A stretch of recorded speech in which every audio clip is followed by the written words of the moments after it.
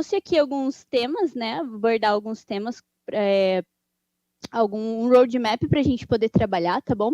Então, vamos começar a entender, né, o porquê que a gente chegou nessa necessidade do micro front-end, certo? Vamos entender o que é micro front-end em si, o que é essa arquitetura, né? Aí a gente vai falar dos pontos positivos, dos pontos negativos, e por fim, eu vou apresentar 2 cases que eu trabalhei onde micro front-end foi a solução, certo? Vamos lá? E para começar, eu quero que vocês pensem comigo no streaming, no seu streaming favorito, aquele que você assiste suas séries, seus filmes, certo? Pensa nele e pensando nele, a gente vai passar por alguns conceitos. Fechado? E o primeiro conceito que eu quero passar para vocês é o conceito de monolito.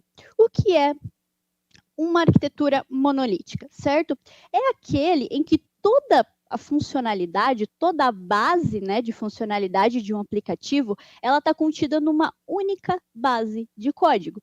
Ou seja, se o seu streaming favorito é feito numa arquitetura monolítica, toda a base dele, né, database, back-end, front-end, está contida numa única base de código, certo?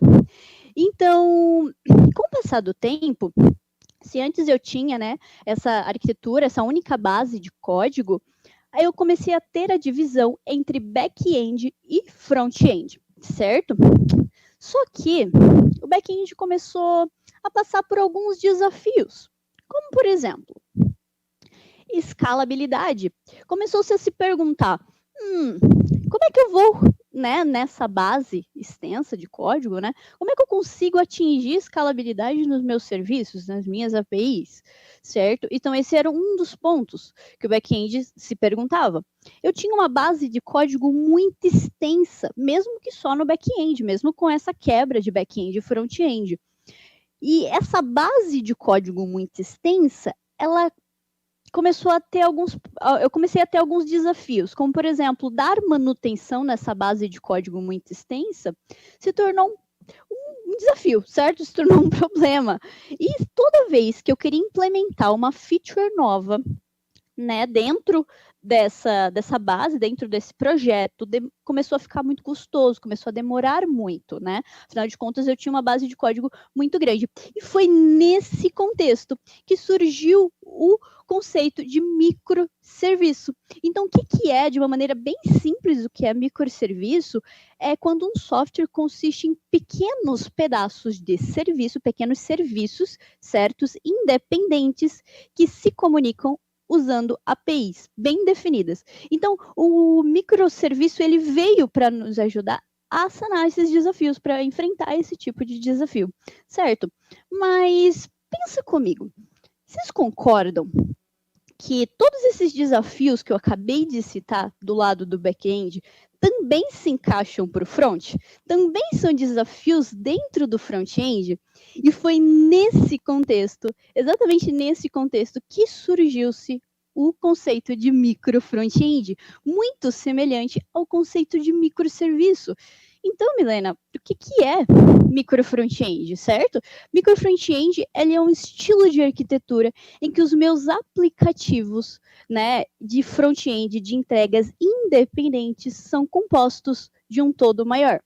Ou seja, se o seu streaming favorito ele é feito numa arquitetura micro front-end, significa que ele é feito por ele é composto por pequenos pedaços microaplicativos que formam o todo maior, que você como usuário usa, que você como usuário vê. Olha que incrível. E sabe o que é mais legal? É que esses pequenos, né, esses microaplicativos, esses que são projetos independentes, eles podem ou não pertencer a equipes completamente independentes. Olha que sensacional. E quais são as ferramentas que a gente pode utilizar para fazer esse tipo de arquitetura, certo? Então, aqui eu estou listando alguns frameworks que podem nos ajudar a fazer essa arquitetura, né? Então, a gente tem o Piral, o Luigi, o Single SPA e o próprio Webpack, o Module Federation, né? O Webpack 5, certo? Então, são algumas ferramentas que podem nos ajudar a montar esse tipo de arquitetura, certo? Ok, Milena. Então, beleza. Então, agora eu já sei o que é eu já sei como as ferramentas que eu posso usar para fazer.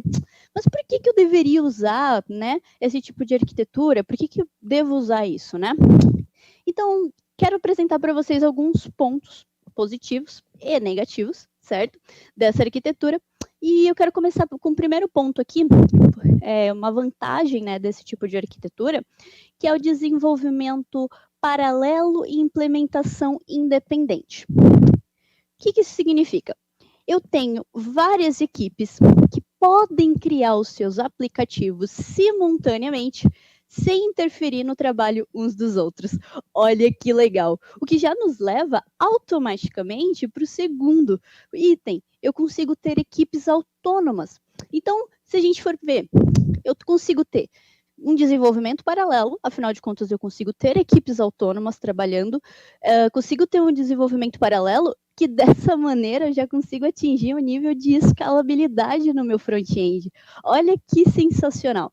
Porque se eu tenho várias equipes e até uma ideia também, até um ponto do micro front-end, a ideia é que a gente tenha bases pequenas de código, né? Então a gente consiga quebrar essa arquitetura no nível que eu consiga ter pedaços, uma base de código muito menor, para não ter aquela base extensa de código, né? Então, logo, a manutenção nos assuntos, a manutenção nos pontos fica muito mais fácil, certo? Que também a gente pode falar que é uma consequência desse tipo de arquitetura quando bem arquitetada, né?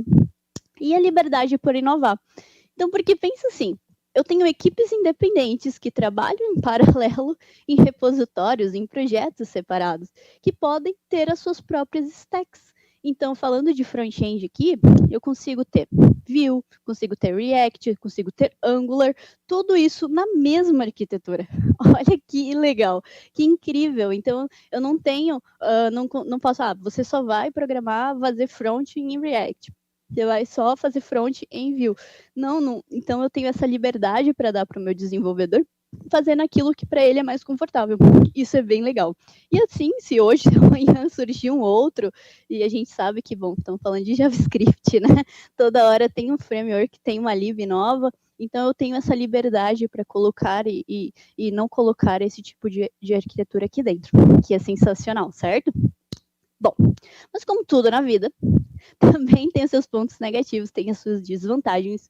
E a primeira que eu queria destacar aqui é a complexidade operacional e de governança.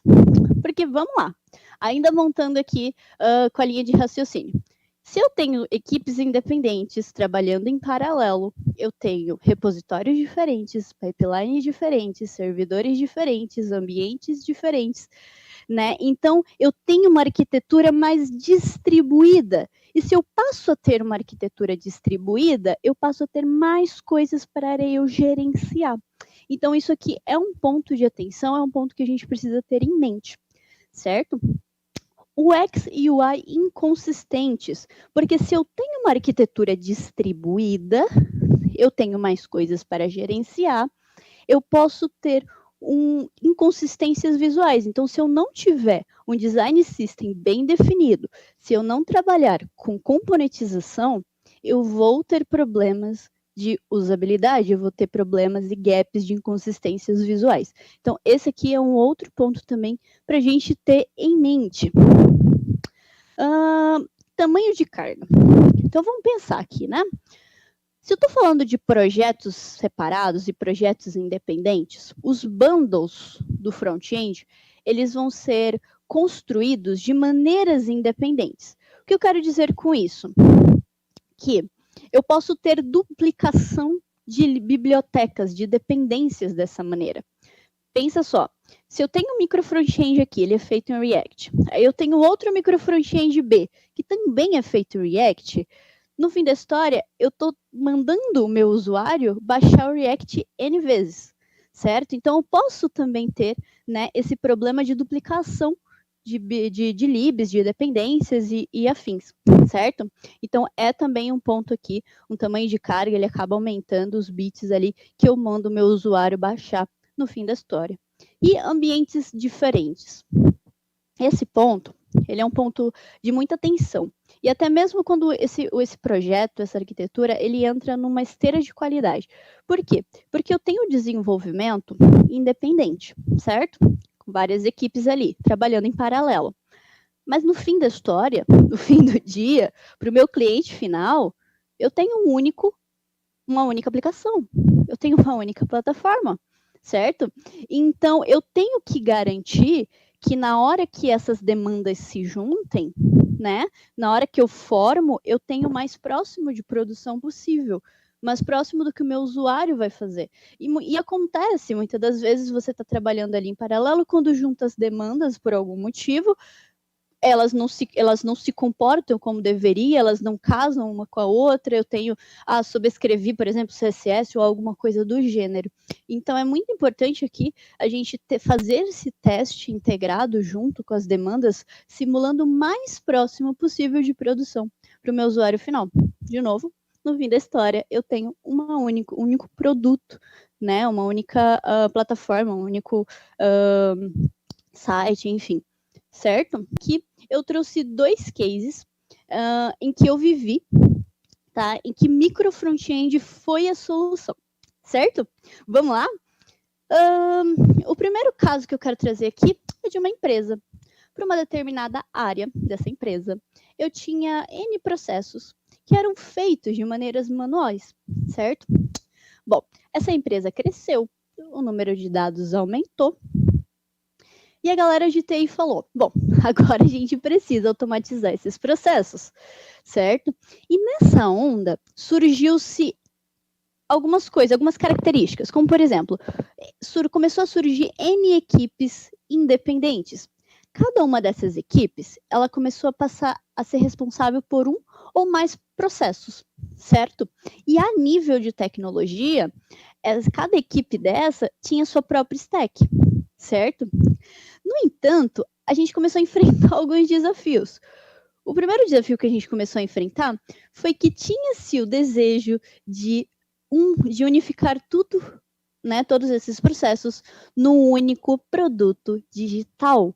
Por quê? Porque no fim da história era o mesmo assunto, tinha-se esse desejo, né, da área desse assunto, porque o usuário final, no dia a dia ali, ele acessava 1, 2, 3 links dessas equipes para poder manusear o dia a dia dele ali, né? Então fazia sentido unificar tudo isso no único produto digital. Só que eu tinha que fazer isso sem perder a independência das minhas equipes, sem perder todo o trabalho que eu já tinha feito. Então, imagina que do lado do front-end eu já tinha projetos começados em Vue, eu já tinha projetos começados em Angular, já tinha projetos começados em React, e eles não estavam errados, eles só tinham stacks próprias. Então, eu tinha que unificar tudo, sem perder a independência das minhas equipes, sem perder todo esse trabalho. Eu tinha que garantir a usabilidade para o usuário e o padrão visual para ele. E um ponto aqui que também foi um ponto muito decisivo aqui para a gente, foi que a gente estava falando de muitas equipes. Não era uma, não era duas, não eram 3, eram muitas. Aproximadamente 11 a 15 equipes naquele momento, e a gente tinha a pretensão de fazer, de crescer ainda mais o número de processos, né, tipo, o número de assuntos que a gente trabalhava e o número de equipes para trabalhar esse tipo de assunto. Então, precisava de alguma coisa que fosse escalável, né? E foi nesse contexto que micro front-end se mostrou a melhor opção para a gente, né? Então, eu vou mostrar aqui para vocês um pouquinho de como ficou essa arquitetura, até para vocês entenderem o como é feito, né? E para essa arquitetura aqui, a gente usou o Single SPA, que é um framework, né? Uma das ferramentas que eu acabei de mostrar. A gente usou o Single SPA para poder fazer. E como é que funciona, Milena? Então vamos lá, vamos entender. O Single SPA, ele usa uma lib chamada System.js, né? E a gente está falando aqui de um aplicativo, né? SPA. Por que essa informação é importante? Porque o System.js, ele vai lá, e aqui a gente tem uma figura, antes de eu falar como que o Single SPA age, a gente tem uma figura muito importante na arquitetura micro front-end, que é o core ou o root.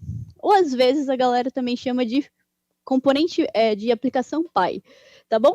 Os 3 nomes vão dar. O que esse cara faz? O que o core faz? Ele é em JavaScript, certo? Ele é agnóstico de qualquer framework ou lib, tá bom? Por quê? Porque ele serve como meu roteador. ele é o meu orquestrador das rotas, né? Então, o que acontece? Dentro dele, eu tenho um grande deparo entre rotas, URLs, versus qual bundle que eu chamo dado aquela rota. Então, o que o System.js faz? O System.js vai no browser, pega aquela URL, vai no depara, e para aquela URL, ele chama o micro front-end respectivo, certo?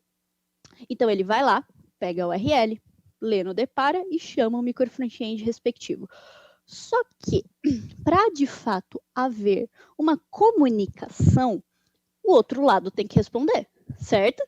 Então, tipo, se eu falar oi e ninguém responder, não houve comunicação, porque não houve entendimento. Mas quando me retornam um oi, tudo bem? Então, sim, tem de fato essa comunicação. E aqui não é diferente. Então, eu chamo, e o micro front-end, né, as aplicações filhas, ou então os micro front-end em si, eles respondem. E como é que eles respondem?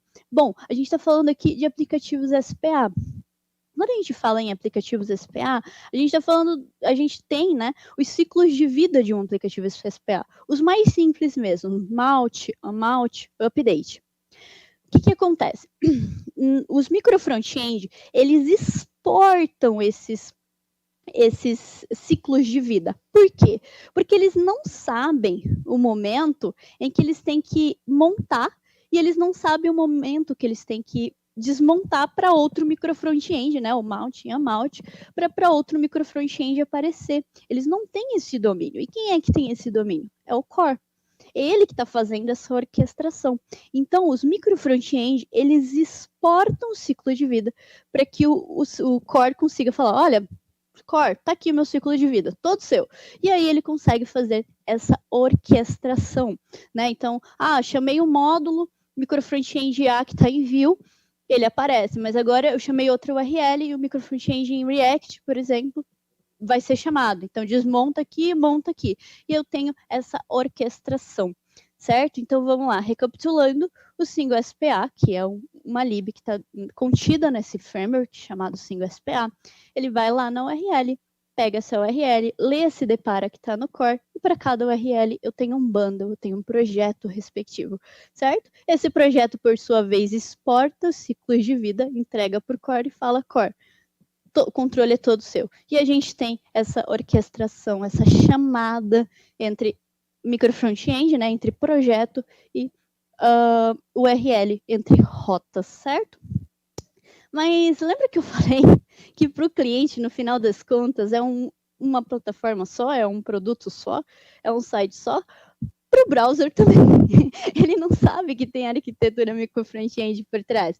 E é muito importante, aí para quem trabalha com web sabe disso, que a gente garanta o domínio único, certo? O que eu quero dizer com isso? Que como eu tenho N equipes trabalhando em paralelo, cada um deles tem uma API diferente, com domínios diferentes. Então, do lado do back, a gente precisou fazer uma espécie de API Gateway, usando a Next mesmo. O que acontece aqui? Ele também garante esse domínio único, né? Então, por meio de um regex, a gente pega o domínio único que a gente quer trabalhar, que no caso é também a nossa URL, e aí a gente consegue também fazer esse depara, né, entre URL versus o nome da API. E aí eu consigo também, da mesma forma que eu tenho essa orquestração do lado do front, eu consigo ter a orquestração do lado do back, certo? Para garantir esse domínio único. De novo, o browser não sabe que tem uma arquitetura de microserviço e micro front-end no final das contas, mas a gente precisa garantir esse domínio único, certo? Então, dessa maneira, a gente consegue ter aqui toda uma arquitetura e que a gente conseguiu resolver os desafios que a gente estava tendo aqui. E micro front-end se mostrou muito eficaz e e aí, por curiosidade, é uma aplicação que roda, inclusive até hoje, com muito mais projetos dentro e muito mais assuntos, é altamente escalável. Então, foi bem impressionante, foi um case realmente bem de sucesso com o micro front-end, certo? Vamos lá para o segundo case. Quem aqui já teve a missão, chegou no trabalho, trabalhou num projeto onde a missão era refatorar um projeto legado. Tipo assim, você vai trabalhar onde você vai refatorar um produto legado. Quem nunca? Não é mesmo? Quem nunca? E a missão desse projeto, né, para os desenvolvedores que estavam trabalhando, era, de fato, refatorar um produto legado, certo? E esse projeto começou com um monolito do lado do front-end, tá? Então eu tinha só um projeto único do lado do front-end, e eu tinha só uma equipe, certo? Para trabalhar. Só que aí, cada vez mais, era uma equipe só que trabalhava ali nesse projeto. E só que cada vez mais em que eu refatorava essa base de código legado, eu colocava códigos novos dentro desse projeto front-end, a minha base de código começou a ficar muito extensa. E aí eu tive algumas consequências. Vocês já podem imaginar quais são. A primeira foi que implementar, né? E não tinha acabado, eu não tinha acabado ainda a refatoração e ele já estava ficando muito grande. Então, toda vez que eu colocava mais feature nova, implementar feature nova nessa base de código muito extensa começou a ficar muito custoso. Eu comecei a demorar muito para implementar. E outro ponto também, que aí muito se diz também, até mesmo da criticidade da tua aplicação, e ela nem precisa ser crítica para você ter esse problema, basta ela estar em produção, na minha opinião, é que se eu mexesse numa feature, num pedacinho do meu código, para implementar uma feature, para arrumar, qualquer que fosse, eu tinha que fazer o deploy de toda a base de código. Isso deixava o meu deploy mais arriscado, certo? Então eu tinha que subir tudo porque eu tinha que mudar uma label num campo ou acrescentar um botão, por exemplo, certo? E então nesse contexto, micro front-end também se mostrou a melhor opção. Nessa arquitetura também a gente usou Single SPA e a arquitetura ficou muito parecida com aquela anterior que eu mostrei. Mas o mais interessante aqui nesse projeto foi a organização depois da implementação. Por quê? Porque eu consegui fazer uma organização por assuntos. Então eu consegui deixar uma arquitetura vertical, literalmente. E foi muito incrível. Por quê? Porque essa arquitetura vertical, ela me possibilitou que outras equipes viessem trabalhar nesse projeto para acelerar, né? Para paralelizar e assim acelerar a refatoração desse produto legado. Então eu consegui ter mais rapidez e que para todo mundo foi ótimo, certo? Então eu tinha aqui, e aí o que é essa arquitetura vertical, né? Eu tinha o assunto A, então eu tinha o front-end A, BFF A e o back-end A. E a equipe A era responsável por esse pedaço, por essa vertical, certo? Então se eu tivesse que implementar qualquer que fosse uma feature nova no assunto A, eu fazia o deploy só dessa esteira A.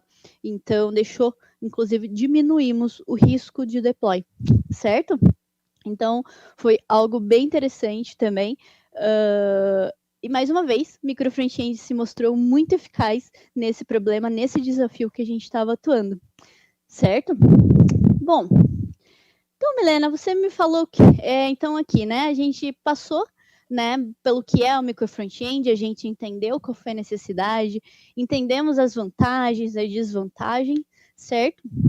Mas eu costumo dizer, e até a gente entendeu, que sim, resolvem problemas do dia a dia, realmente do mundo corporativo, mas eu costumo dizer, e aí, que nenhuma tecnologia é bala de prata, certo?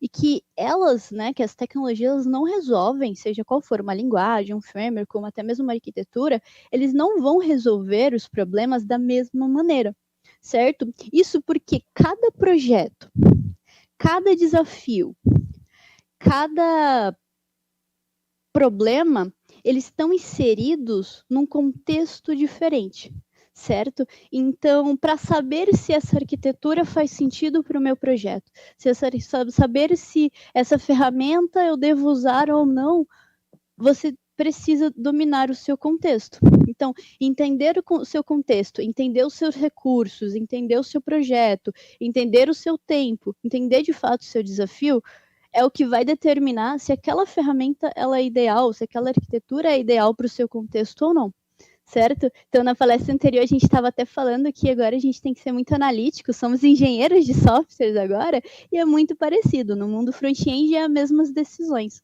né? Assim como no back, assim como qualquer outra área, a gente tem que ser muito analítico. E o que faz a gente poder escolher a tecnologia certa, a arquitetura certa para aquilo que a gente está trabalhando? É entendendo os nossos recursos, entendendo o nosso dia a dia, entendendo o tempo que a gente tem, o desafio de fato que a gente tem, certo? Então, pessoal, se vocês tiverem alguma dúvida, fico muito feliz em responder. Segue as minhas redes sociais, se vocês quiserem aí, a gente pode super bater papo, podem me chamar, eu estou super aberta. Estou montando um conteúdo super incrível aí da parte de front-end também. Então, é isso. Muito obrigada.